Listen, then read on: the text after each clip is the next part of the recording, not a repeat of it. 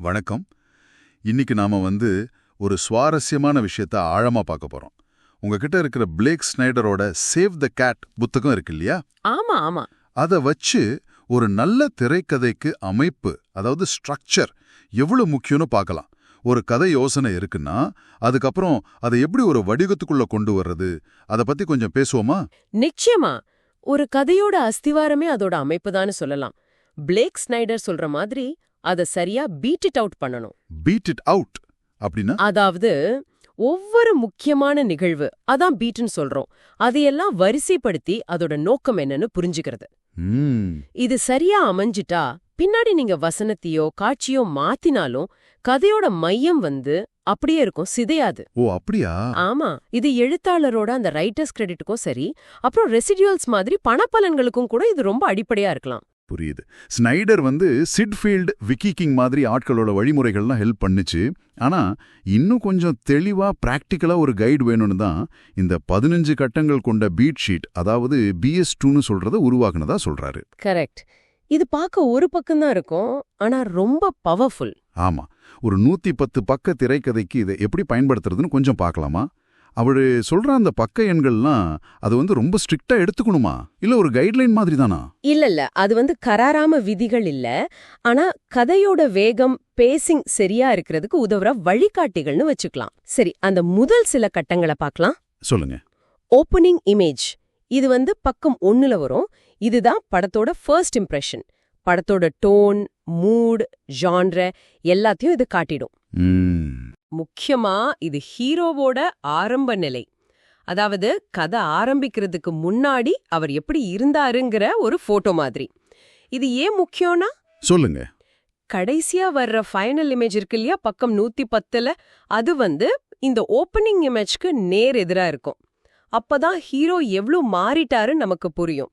ஒப்பிட்டு பார்க்க இது ஒரு நல்ல அளவுகோல். ஓஹோ, சரி சரி. அதுக்கு அடுத்து தீம் ஸ்டேட்டட். பக்கம் 5 வாக்குல வரும். அதாவது முதல் 5 நிமிஷத்திலேயே படத்தோட மைய கருத்தை யாராவது ஒருத்தர், பொதுவா ஹீரோவா இருக்க மாட்டாங்க, அவங்க ஒரு சாதாரண சம்பாஷணம் மூலமா சொல்லிருவாங்க. அப்படியா? இது எப்பவுமே இவ்ளோ நேரடியாவா இருக்குமா? சில சமயம் மறைமுகமா கூட இருக்குமே. ஆசிரியர் என்ன சொல்றாரு? நேரடியா இல்லாமலும் இருக்கலாம். ஒரு சாதாரண உரையாடல் மாதிரி தெரியும். ஆனா அந்த உரையாடல் படத்தோட மைய விவாதம் என்னங்கறத ஆரம்பிச்சு வைக்கும். உதாரணத்துக்கு, பணம் தான் எல்லாம், அல்லது தனியா இருக்கிறது தான் நல்லது, இந்த மாதிரி ஏதோ ஒண்ணு. படம் முழுக்க இந்த கருத்தை பத்தி தான் பேசும். புரியுது. அப்புறம் செட்டப், பக்கம் 1ல இருந்து 10 வரைக்கும். ஆமா, இது ரொம்ப முக்கியமான பகுதி.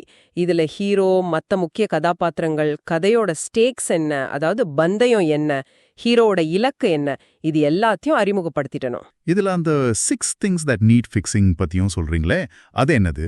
அது எப்படி சொல்றது, ஹீரோ கிட்ட இருக்கிற குறைகள், இல்லனா சரி செய்யப்பட வேண்டிய விஷயங்கள். கதை முடியும் போது அவர் திருத்திக்க வேண்டிய சில விஷயங்கள். அது அவரோட தனிப்பட்ட வாழ்க்கையில இருக்கலாம், இல்ல உலகத்தை பாக்குற பார்வையில இருக்கலாம். ஓ, இதுதான் அவரோட கேரக்டர் ஆர்க், அதாவது கதாபாத்திர வளர்ச்சிக்கு என்ன தேவைங்கிறத காட்டும். இந்த 10 பக்கங்கள் தான் ஆக்ட் 1ஓட தீசிஸ் உலகம். அதாவது பிரச்சனை ஆரம்பிக்கிறதுக்கு முன்னாடி இருக்கிற அவரோட நார்மல் உலகம். சரி. அடுத்து கேட்டலிஸ்ட், பக்கம் 12. இதுதான் கதையை ஆரம்பிச்சு வைக்கிற அந்த ட்ரிகர் பாயிண்ட் இல்லையா? கரெக்ட். ஒரு ஃபோன் கால், ஒரு லெட்டர், ஒரு நியூஸ், ஏதோ ஒண்ணு. இது ஹீரோவோட உலகத்தை அப்படியே தலைகீழா புரட்டி போடும். ஆமா. இது பக்கம் 12ல நடக்கணும்னு ஸ்னைடர் சொல்றாரு. ஆனா இது நடந்த உடனே ஹீரோ ஆக்ஷன்ல இறங்கிட மாட்டாரு. அதுக்கடுத்து வர்றதுதான் டிபேட். பக்கங்கள் 12ல இருந்து 25 வரைக்கும். விவாத பகுதியா? ஆமா. நான் போணுமா, இது சரியா வருமா, என்னால முடியுமா, இந்த மாதிரி ஹீரோ தயங்குற கட்டம் இது. அந்த பெரிய முடிவை எடுக்கிறதுக்கு முன்னாடி அவரோட கடைசி "Do I really want to do this" moment. Okay. அதுக்கப்புறம் பக்கம் 25ல வர்ற பிரேக் இன்டு 2. இதுதான் அவர் முடிவெடுத்து அடுத்த கட்டத்துக்கு போற இடம். ஆமா. பழைய உலகத்தை விட்டுட்டு முற்றிலும் புதிய ஒரு தலைகீழான உலகத்துக்குள்ள, அதாவது ஆக்ட் 2க்குள்ள நுழையிற தருணம். ரொம்ப முக்கியமா இந்த முடிவு ஹீரோவோட முடிவா இருக்கணும். யாரோ தள்ளுனாங்கன்னு இருக்கக்கூடாது.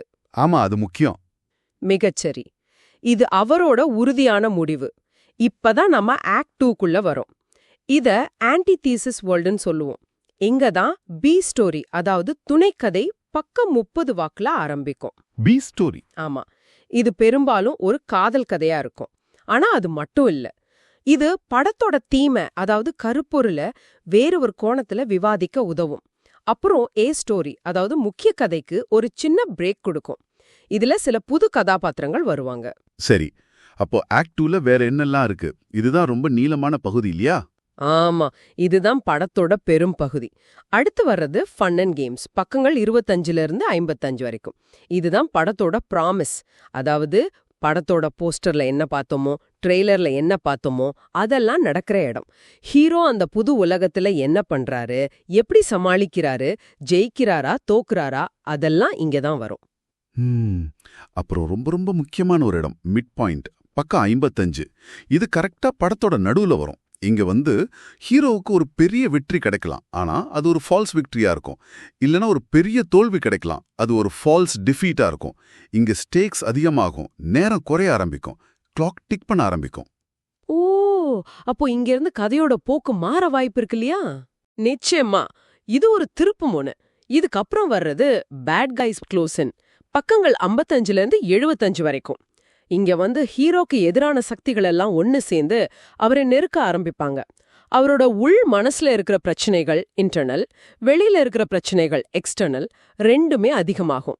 அப்போ நிலைமை மோசமாகுது. ஆமா. அப்புறம் ஆல் இஸ் லாஸ்ட், பக்கம் 75. இதுதான் ஹீரோவோட லோவஸ்ட் பாயிண்ட். எல்லாம் கைமீறி போச்சுன்னு நினைக்கிற இடம். இது பெரும்பாலும் ஒரு மரணம் மாதிரி இருக்கும். பழைய ஹீரோ செத்து புதுசா ஒருத்தர் உருவாகிறதுக்கான இடம், இல்லனா அவரோட பழைய வழிமுறை தோத்து போற இடம். இங்க அந்த கேட்டலிஸ்ட்ல கிடைச்ச ஏதோ ஒரு விஷயம் கூட பறிப்போகலாம். கேட்கவே ரொம்ப இருட்டா இருக்குது. இதுக்கப்புறம் எப்படி மீண்டு வருவாரு? இதுக்கு அடுத்து வர்றது dark night of the soul, பக்கங்கள் 75ல இருந்து 85 வரைக்கும். இது அந்த தோல்வியோட ஆழத்தை உணர்ந்து என்ன தப்பு பண்ணோம், ஏன் இப்படி ஆச்சுன்னு யோசிக்கிற ஒரு அமைதியான இடம். கொஞ்சம் இருந்த இடம்தான், ஆனா இங்கதான் அந்த பி ஸ்டோரியிலிருந்து கத்துக்கிட்ட பாடம், இல்லனா படத்தோட கருப்பொருள் தீம் அவருக்கு ஒரு ஒளியா தெரியும். அந்த புரிதலோட, அந்த தெளிவோட அவர் மீண்டு எழுவார். அதுதான் பிரேக் இன்டு 3, பக்கம் 85.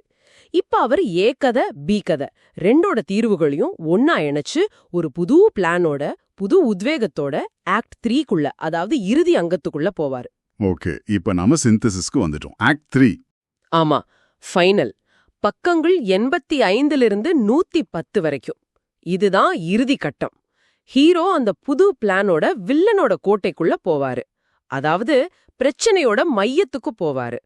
இந்த ஆக்ட் 3 உலகம் ஆக்ட் 1 உலகத்தோட ஒரு தலைகீழ் வடிவமா இருக்கும். இங்க அவர் கத்துக்கிட்ட பாடத்தை பயன்படுத்தி பிரச்சனைகளை எல்லாம் சரி பண்ணுவாரு. கதையோட முடிவு இங்கதான் நடக்கும். எல்லாத்தையும் சரி கட்டுறேன் இடம். கடைசியா அந்த ஃபைனல் இமேஜ், பக்கம் 110. இது ஆரம்பத்துல பார்த்த ஓப்பனிங் இமேஜ்க்கு நேர்மாறா இருக்கும்னு சொன்னீங்க இல்லையா? மிகச்சரியா சொன்னீங்க. ஹீரோவோட முழு மாற்றத்தையும், அவர் எவ்வளவு வளர்ந்திருக்காருங்கிறதையும் காட்டுற இறுதி காட்சி அது. சூப்பர். ஆக இந்த 15 கட்டங்களும் ஒரு கதையோட எலும்புக்கூடு மாதிரி, ஒரு ப்ளூ பிரிண்ட். இது ஏதோ கட்டாய விதி கிடையாது. ஆனா ஒவ்வொரு கட்டத்துக்கும் பின்னாடி இருக்கிற லாஜிக், அந்த காரணம் என்னன்னு புரிஞ்சுக்கிறது நீங்க கதை சொல்ற விதத்தை நிச்சயம் இன்னும் மெருகேத்தும். ஒரு நல்ல கதையோட ஓட்டத்துக்கு, ஃப்ளோக்கு இது ரொம்ப உதவும். ஆமா, ஒரு தெளிவான வரைபடம் கிடைச்ச மாதிரி இருக்கு. கதை எழுத நினைக்கிறவங்களுக்கு இது ரொம்ப உதவியா இருக்கும். நீங்க ஒரு கதை யோசிக்கும் போதோ இல்ல ஒரு படம் பார்க்கும்போது கூட இந்த 15 கட்டங்களையும் அதுல பொருத்தி பார்க்க முடியுதான்னு கொஞ்சம் கவனிச்சு பாருங்களேன். ஒருவேளை உங்க கதையில எந்த இடத்துல இன்னும் கொஞ்சம் கவனம் செலுத்தணும், இல்ல எந்த பீட் கொஞ்சம் வீக்கா இருக்குன்னு இது உங்களுக்கு ஒரு ஐடியா கொடுக்கலாம் இல்லையா? யோசிச்சு பாருங்க.